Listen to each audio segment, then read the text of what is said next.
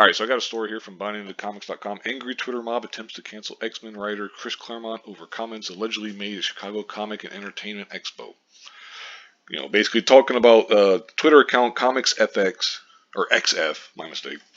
They posted several out-of-context quotes and successfully managed to get an internet mob angry with the X-Men Legends' dry sense of humor. There's a panel, or a page, I should say, from X-Men 268, classic issue. Anyway, whatever. Twitter thread was then amplified by Comic Tropes YouTuber Chris Piers. Blah, blah, blah. He goes on. You got some woke idiots going on and on. Chris Claremont's appearance seems to be going poorly. If the reports are accurate, he's saying some pretty inflammatory things. Okay, so what was he saying? Okay, here we go. It goes on. It talks a little bit about some of the shit. I'll link this in the description box if you want to read the whole thing for yourself. Doug found out it's not good to be a slave in Asgard. You got a chuckle from people who understand being a slave anywhere is bad. It's like, what the hell, dude? Whatever. Anyway, then he complained some about Thor: Love and Thunder. It's not a good movie by all accounts. I mean, most people, even people who are Thor fans who are kind of wokey, are like, it's okay. But he also asserted that Tessa Thompson should go make another Men in Black. Sorry, Persons in Black. Like, that's offensive? Hell, that was a joke in the fucking movie. In that Men in Black movie, they even made a joke. I remember seeing one of the trailers where it was in there about, what is it called, Men in Black, or some other shit like that. Okay, so no problem there. Says he can get away with being another white guy playing fast and loose with racial identity because I'm British and we've been doing this for 1,000 years. Then he would have turned Kitty into the cosmic daughter of T'Challa and Storm, thanks to the Panther God. Would have turned Kitty black.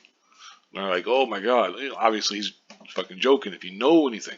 So as it says right here, Claremont's dry humor is a hallmark of his appearances. Something any real fan of the renowned writer would catch on to immediately. See, I'm a fan of his.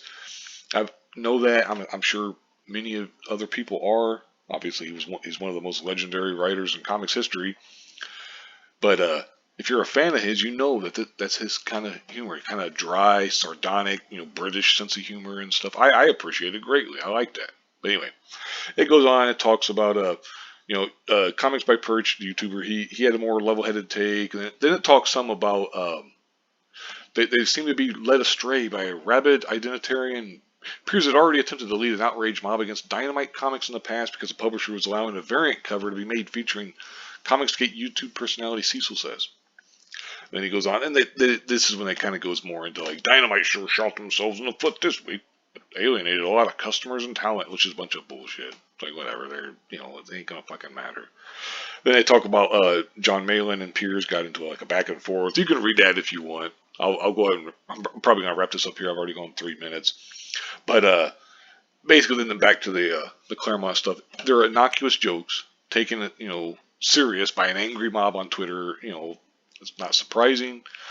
Even though Claremont has shown himself to be a mostly liberal figure over the last several decades, some people can't handle that one of the greatest creations in comics in the X-Men was made by an old white man. Well, he didn't, truly. I don't want to get into that because I don't want to give short shrift to other people who add their say into it and stuff. So you could make an entire video about that kind of stuff. So I don't want to really get into that here because, I'm sure there's other people who have done videos about that and stuff in the past. Anyway, like I said, you can go, I'll leave this in the link in the description box. You can read it for yourself. This is just ridiculous. It's like, come on. He was clearly fucking joking. If you can't take a joke, what the hell's wrong with you? Now, we know that they can't take a joke because they're idiots, but whatever. Anyway, I'll go ahead and wrap this up here. Thank you very much for watching, and have a good one.